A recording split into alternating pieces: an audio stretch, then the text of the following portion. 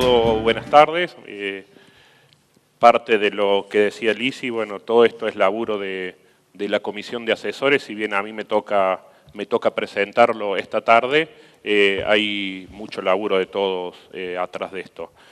Bueno, un poco la idea de la presentación esta es mirar un poco lo que pasó en la zafra esta que estamos cerrando, viendo un poco los datos que nos entrega la base en el análisis de este año, ver cómo fueron los rendimientos, cómo se comportaron las rotaciones que armó el productor al elegir qué es lo que iba a sembrar.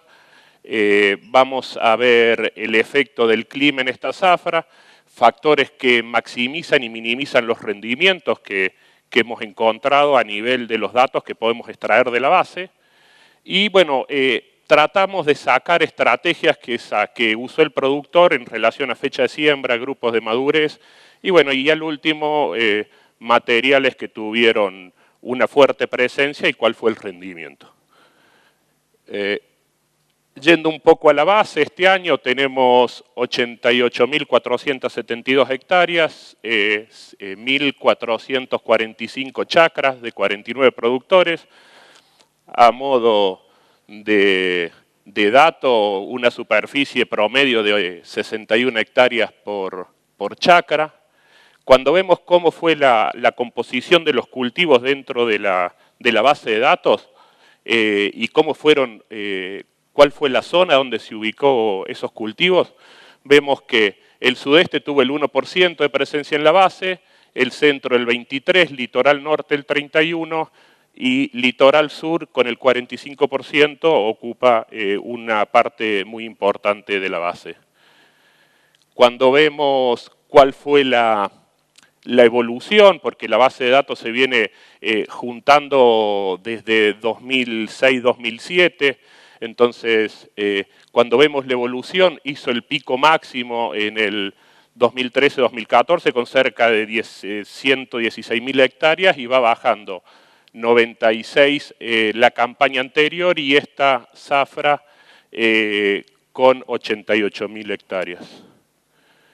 Cuando vemos dentro de la base qué cultivo hicieron los productores que aportaron datos a la base, vemos que el 57% fue soja de primera, el 31% soja de segunda y la gramínea de verano estuvo compuesta por un 6% maíz de primera, 3% maíz de segunda, 1% sorgo de primera y 2% sorgo de segunda. Esto a número grande nos da algo que no es para nada despreciable, de 88% de soja dentro de las rotaciones, ¿no? Eso marca que es el cultivo que está pesando y es el que está dando margen ¿cómo decir? Y cuando analizamos los cultivos de segunda nos da que esta base de datos tenemos 1,35 cultivos al año. Cuando vemos cómo fueron las evoluciones de soja, que fue el principal componente de la base, y por zona, vemos que en el centro fue aumentando la superficie de soja, en este caso estamos viendo primera más segunda, a llegar al 99%, donde no tenemos casi datos del centro de gramínea de verano, ¿no? Después por ahí Gonzalo va a explicar un poco más cuál es el fundamento de ese 1%. Cuando vemos el litoral, aumenta también el área de soja de primera más segunda, llegando al 83%, litoral norte y litoral sur se mantiene estable en alrededor de un 85%, con una variación por ahí entre los años, pero es más o menos eso. Cuando vemos la intensidad de cultivo, los cultivos al año que hace cada una de las zonas, vemos que el centro y está pisando por los 1,3 cultivos al año, ¿no? En promedio, en los años que tenemos datos de la base. Litoral norte, con un poco más de intensificación, está pisando los 1,35 cultivos y el litoral sur, donde más se hace cultivo de invierno, está por arriba de 1,4 cultivos al año, ¿no? Esos son los datos promediando lo que es las evoluciones de la base. Cuando vamos un poquito ya más a esta zafra que se cerró y vemos a nivel de toda la base, sin diferenciar zonas, vemos que soja de primera nos dio 1.100 kilos contra lo que nos daba la base promedio desde 2006 a 2015, estamos por debajo del rendimiento. Soja de segunda con 1.956 kilos, queda por debajo, pero con una brecha más chica. A nivel de base, vemos que maíz de primera y maíz de segunda son los dos únicos cultivos que están por arriba de los rendimientos promedios de la base, y lo que es, bueno, sorgo de primera y sorgo de segunda con menos participación, pero también se mantienen por debajo de los rendimientos históricos. Cuando vemos dentro de cada cultivo, bueno, la idea de la gráfica era tratar de ver un poco cómo venían las dispersiones. Soja de primera y soja de segunda, más concentrado. Maíz de primera y maíz de segunda son los que tienen más dispersión de los datos. Y bueno, y sorgo de primera y sorgo de segunda tienen también una dispersión importante a nivel de rendimiento. Cuando analizamos el rendimiento de este año, proporcionalmente cuánto bajó de la base o se modificó, vemos que yendo a los números que veíamos un poco más atrás, trayéndolos a porcentaje, sorgo de segunda 6% de baja de rendimiento contra la media histórica, sorgo de primera un 8%, maíz de segunda y maíz de primera son los dos únicos que se mantienen arriba, como decíamos recién, 18 y 35, y lo que es soja de primera y soja de segunda, ocupando un 88% de la base, permanecen abajo, 6% la segunda y 13% la primera. Cuando vemos cómo fue esta evolución de rendimientos en la base a nivel de las zonas, para soja de primera, bueno, veíamos que el promedio de 2.426 kilos. Si vamos abriendo por zona, el centro siempre estuvo por debajo. Por ahí empieza a preocupar de 2013, 2014, que se empieza a ver una caída. Habría que ver ahí, puede ser más intensidad, más años de agricultura de las chacras del centro, una de las causantes. Cuando vemos el litoral sur, bueno, se mantuvo en una meseta sin sacar este año que fue niña y que tuvo una baja de rendimientos a nivel de todas las zonas. Se mantuvo en una meseta alrededor de los 2.600, 2.700 kilos y esta última campaña baja. Y lo que es litoral norte acompaña hasta la campaña 13-14 al centro y agarra la misma tendencia de caída, acompaña el litoral sur y agarra la misma tendencia de caída del centro en los dos últimos años. Cuando vamos a mirar un poco cuál es la evolución de la soja de segunda dentro de la base, vemos que un rendimiento de 2.075 kilos, el centro tuvo 3 zafras en la base, por arriba de la base, por arriba del promedio, perdón, y viene en una caída bastante importante. De estar de 2.300 kilos, estamos en esta zafra en 1.400. Cuando vemos el litoral norte, copia un poco más la curva de lo que es soja de primera y mantiene su caída a partir del 13-14, y lo que es el centro podría decirse que se mantiene en los 2.100, 2.200 kilos promediando todas las zafras. Cuando vamos un poco a hacer la autopsia de estos rendimientos, ¿no? Porque vemos que en todas las zonas cayó un poco la segunda, cayó más la primera, cayó más en el centro. Bueno, un poco haciendo autopsia de esos datos, vamos a ver, las precipitaciones sacadas de los datos de INEA para cada una de las zonas y vamos a graficarlo contra la fenología de las principales variedades sembradas dentro de esa zona. Entonces, para soja de primera en litoral sur, tenemos que por base de datos, las dos variedades más sembradas pertenecen a un grupo de madurez 5 largo y 6 corto. Cuando vemos en la base cuál fue la fecha de siembra para una y para otra, con el 6 de noviembre para ciclo corto y y el 31 de octubre para el ciclo largo, lo importante es esto. El periodo crítico que arranca en R2 nos cayó en el 10 de enero, donde empezamos a tener problemas de precipitación.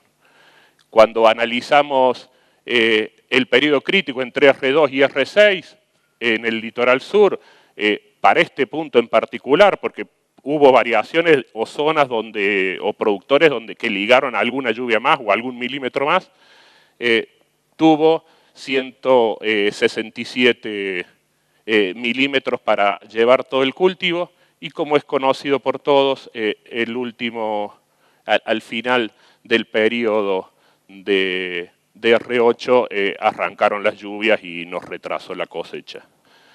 Cuando esto mismo lo vemos en litoral norte, vemos que bueno, el grupo que más representa la base 5 largo, el grupo 5 para el promedio de la base de fecha donde fue sembrado, arrancó el periodo reproductivo ya con la última lluvia y tuvimos todo el periodo entre R2 y R5, diríamos que con nada de lluvia.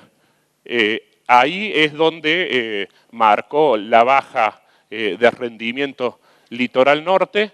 Ese periodo de 40 días lo pasó alrededor de 20 milímetros, 15 milímetros nos daban los registros, estos son los registros del EMAC. Y bueno, y después, como pasó en el litoral sur, arrancaron las complicaciones al momento de la trilla. Cuando vemos esto mismo para el centro, la condición del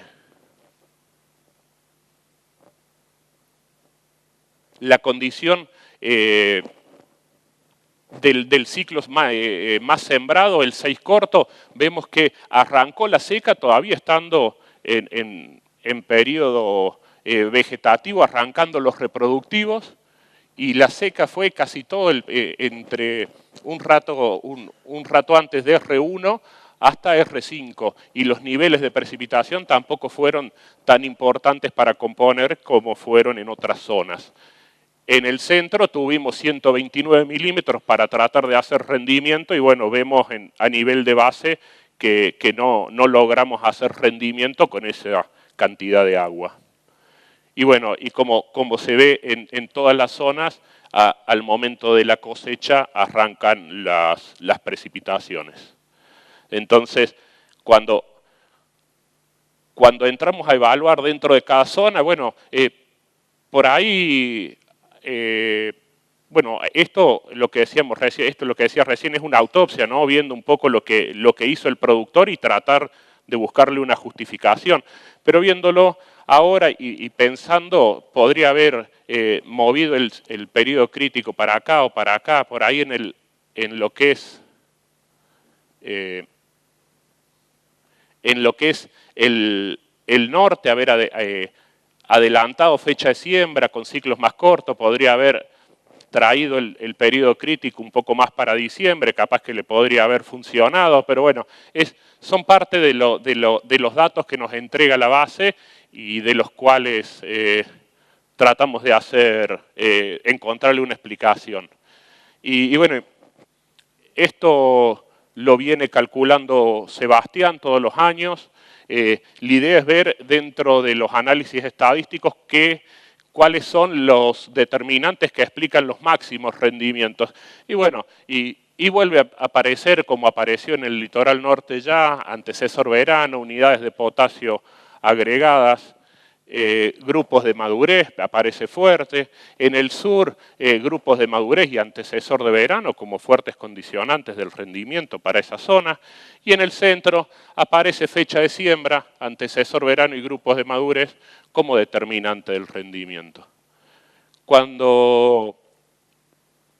A ver, esto como veíamos son determinantes de maximizar los rendimientos, pero le pedimos a Sebastián que trate de encontrar cuáles son los condicionantes que representaban tener el rendimiento por el piso, ¿no? Porque sabemos lo que hay que hacer bien, pero por ahí dicen, bueno, tal cosa no hay que hacer. Y bueno, sacamos esto que nos indicó que para esta campaña, esto es a nivel de todas las zonas, algunos materiales condicionaron estar por debajo del rendimiento, o en la parte, en los rendimientos mínimos, no por debajo del rendimiento. Estar en zona centro aparece como una justificación de haber tenido bajos rindes. Cuando analizamos el tema, las precipitaciones en la zona centro, encontramos la justificación por qué aparece zona centro acá. Grupos de madurez 5 largo y 6 medios y antecesor barbecho de invierno.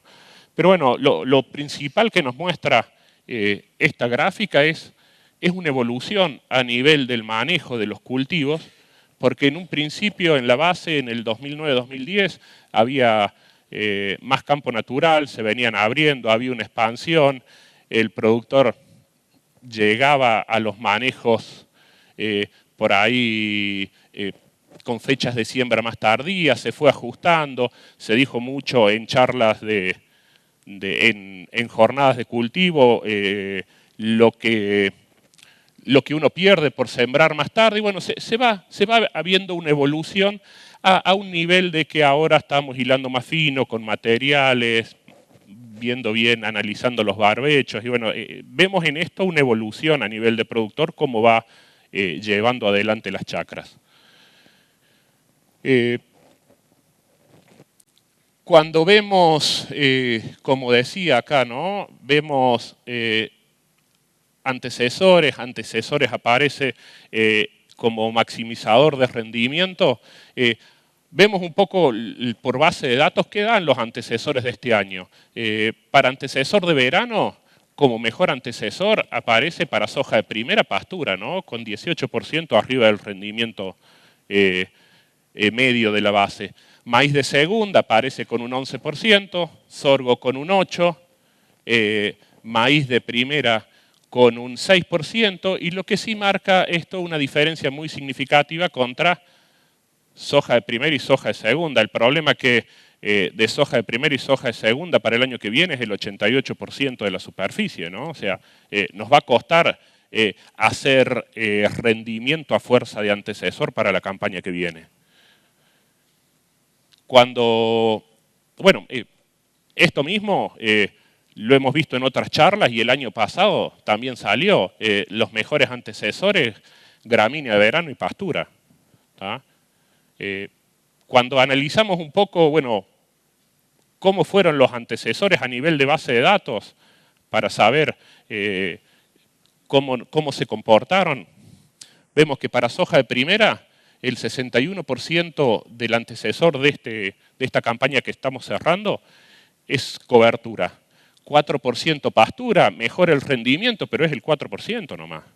Y después barbecho, que con un 35% de barbecho ahí se prende una luz, porque vimos en unas diapositivas atrás que el 16-17% de la superficie es gramínea de verano. O sea, que si toda la gramínea de verano pasa como barbecho, estamos en cerca de un 20% de soja sobre soja sin ningún cultivo de cobertura y pasando como barbecho, ¿no?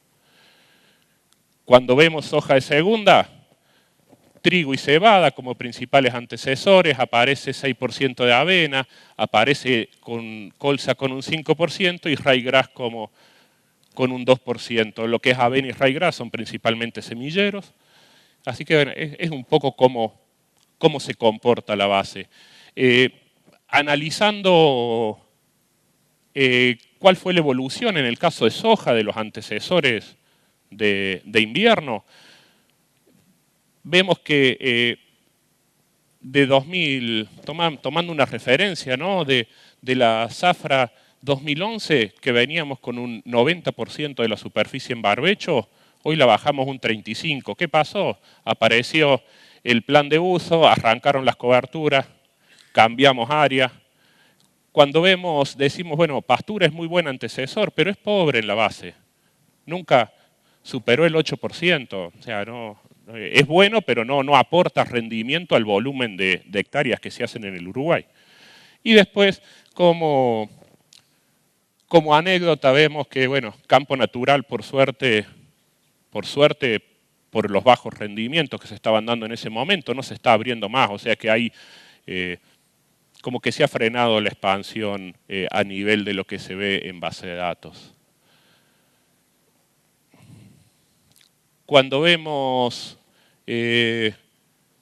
cómo funcionaron esos antecesores, o cuánto le aportaron a mejorar el rendimiento de soja de primera, se diferencia, como vimos recién, pastura con muy poca área, pero pastura con un 16% de mejora de rendimiento, los lotes de pastura de soja de primera sobre pastura. Y barbecho químico y cobertura, cuando analizamos la base a nivel de antecesor de invierno solo, no nos dice nada.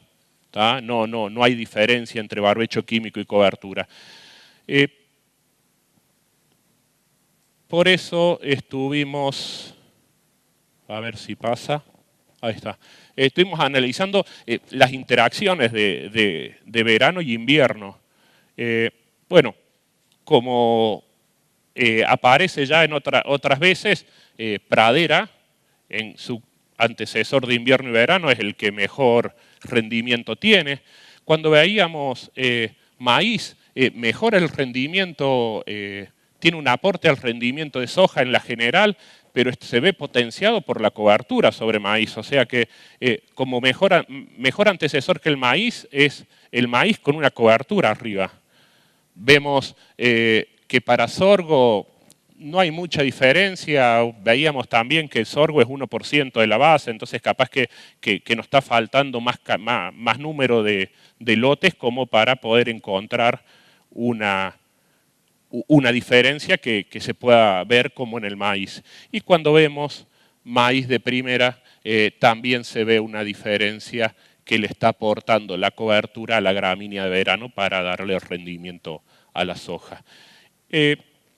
Hay diferencias también en el aporte en los antecesores soja, y en el antecesor sorgo también hay una diferencia del aporte entre la gramínea de verano y la cobertura al rendimiento de la soja. Viendo todas estas cosas, tratamos de sacar, a ver, a nivel de productor, cómo se había comportado, tratar de analizar cuáles habían sido las elecciones del productor, cómo se había comportado, cuáles eran las decisiones que había tomado. Entonces, vamos a ver un poco cómo fue por zona la elección de las fechas de siembra a nivel de productor y cómo las concretó, cuáles fueron los grupos de madurez más usados dentro de cada zona y los rendimientos de los materiales más sembrados. Cuando vemos, bueno, la dinámica de siembra del litoral sur, el celeste es el histórico de la base, el colorado es el de este año, vemos que el productor adoptó muy bien lo que se decía en otras charlas de acortar, de que rendimientos posteriores siembras posteriores al 10 de diciembre, al 15 de diciembre, empiezan con caída de los rendimientos. Adoptó eso y este año en 18 días metió el 80% del área. Al 17 de noviembre tenía el 90% del área sembrada en el litoral sur. Que cuando lo analizamos en un año como el que pasó por ahí, si hubiese estado más abierto, y bueno, más abierta la fecha de siembra, más con otra dinámica, capaz que hubiese habido algunas chacras con mejor rendimiento porque corrían el periodo crítico o más adelante o más atrás. Cuando analizamos qué grupos de madurez fueron los elegidos en el litoral sur con respecto a la base general, ¿no?, con las históricas, vemos que el litoral sur dejó de sembrar un 3% del área con grupo 6, tomó la opción de aumentar un 6% de área del grupo 5 y grupo 4 siembra un poco menos del 4%. Eso es superficie en relación a la media histórica de esa variedad, de ese grupo. Cuando analizamos la dinámica en el litoral norte, vemos que también, como en el litoral sur, concentró en 17, 18 días todo el área. Arrancó sembrando antes porque el litoral sur, los primeros días de noviembre arrancaba la siembra. Tenía ya el 10%, perdón, en el norte el 23 de octubre con el 10% de la siembra y el 10 de noviembre ya tenía metido el 90% de la superficie. Lo mismo que decíamos para el sur, ¿no? Capaz que esta dinámica tan rápida de poder meter todo el área de maquinaria disponible este año le pudo haber jugado una mala pasada por no diversificar más las fechas de siembra o abrirse. Cuando vemos la elección de variedades, se volcó el litoral norte a sembrar mucho más grupos de madurez 6, dejando de sembrar 8, 7, 2% de 5, 3% de grupo 4. ¿Tá? Cuando vemos en el centro cuál fue la dinámica, acá se extendió un poquito más, la dinámica pasó a 22 días, el 24 de octubre ya tenía el 10% y el 16 de noviembre con el 90% de la zafra ya la tenía metida. En 22 días tenía el 80% de la superficie. Las elecciones de variedades en el centro se volcaron mucho más al grupo de madurez 6, dejando de sembrar 7, dejando de sembrar 5. ¿No? Cuando vemos esa elección en el paquete de toda la zona, cómo fue, bueno, el sur, estos son los grupos de madurez que se salen de la base de que se sembraron, más del 50% entre 6 cortos y 5 largos, litoral norte, más del 60% entre 6 cortos y 5 largos, y en el centro un 61% de 6 cortos. ¿Ah? Y cuando vemos qué tecnología usaron en estas variedades, vemos que el centro, el 12% de todo este grupo de variedades fue intacta, en el litoral norte el 23%, en el litoral sur el 13% de las variedades tenían tecnología intacta, de la superficie tenía tecnología intacta, lo que da un 16% de todo el área.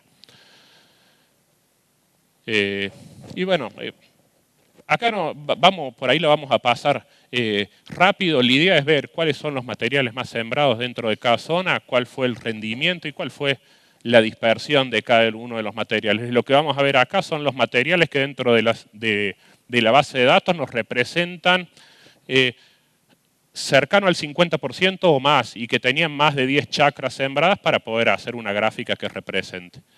Esto es para soja de primera en el centro, para soja de primera en el norte, nos abrimos a que el 50% está en 5 variedades, con esos rendimientos y esas dispersiones dentro de cada una de las variedades.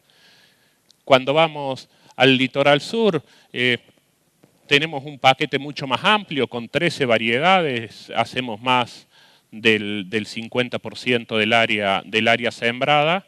Y bueno, acá vemos un poco cuál fue el rendimiento de cada una de las variedades. ¿Ah?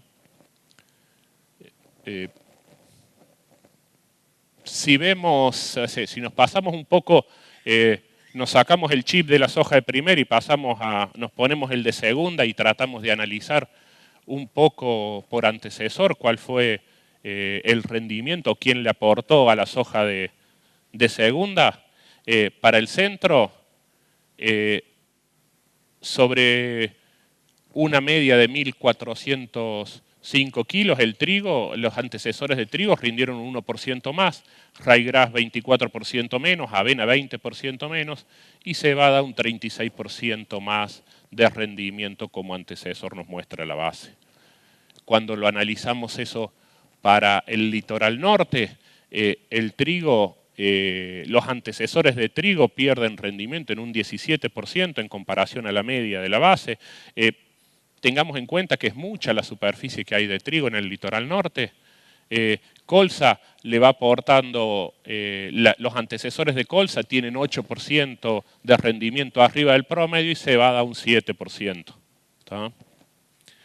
Cuando vemos litoral sur, el único antecesor que tuvo una mejora de rendimiento fue la colza. Trigo, los antecesores de trigo tuvieron un 3% abajo de la base, ryegrass un 11%, cebada 7% y avena un 1%.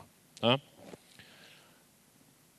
Cuando vemos un poco los materiales de soja de segunda y cuáles fueron los más sembrados, vemos que en el centro estos 5 materiales, con ese rendimiento promedio nos entrega el material en el centro, representan el 66% del área. Cuando vemos en el litoral norte, este paquete de 5 materiales nos representan el 55%, el 59% del área. Estos son los rendimientos promedios del material en la zona.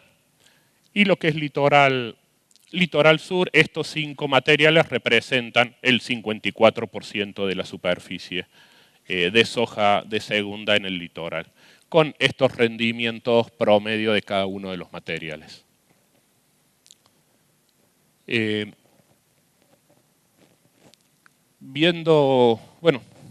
Resumiendo un poco los puntos que fuimos tocando a lo largo de la base, a lo largo de la charla, vemos los grupos de madurez más sembrados en el periodo R1 y R5 sufrieron la falta de agua y eso ha sido un condicionante para el rendimiento que expresen para esta campaña.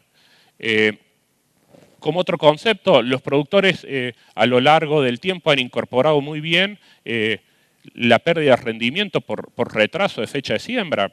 Lo mismo que lo decía yo hace rato, por ahí esta campaña le pudo haber jugado en contra sembrar tan rápido y meter todo en una fecha de siembra tan corta. Vemos que la zona centro muestra rendimientos significativamente más bajos que otras zonas y no está explotando el uso de antecesores para maximizar el rendimiento. Vemos que por base de datos el 1% es gramínea de verano en el centro. Lo dirá Gonzalo después cuáles son las causas de eso, pero va a ser un condicionante para la zafra que viene para tener que maximicen, que no vamos a tener antecesores que maximicen los rendimientos o van a ser muy pocos. Como otra cosa a destacar, en la dinámica de antecesores no se ve que se estén abriendo o ampliando zonas de cultivo a nuevos campos naturales. Eso es una buena porque el campo natural veíamos que es antecesor de rendimientos bajos. Y después hay un efecto marcado del antecesor verano para soja, siendo la pradera el que maximiza los rendimientos, pero con el 4% del área no va a generar un impacto importante a nivel de rendimiento de toda la base. Y los antecesores gramínea de verano, como veíamos, se ven potenciados con la cobertura para hacer rendimiento de soja de primera. Entonces es una de las buenas de la gramínea, de la interacción entre gramínea de verano y cobertura. ¿Está? Bueno. Yo creo que termino por acá. Gracias.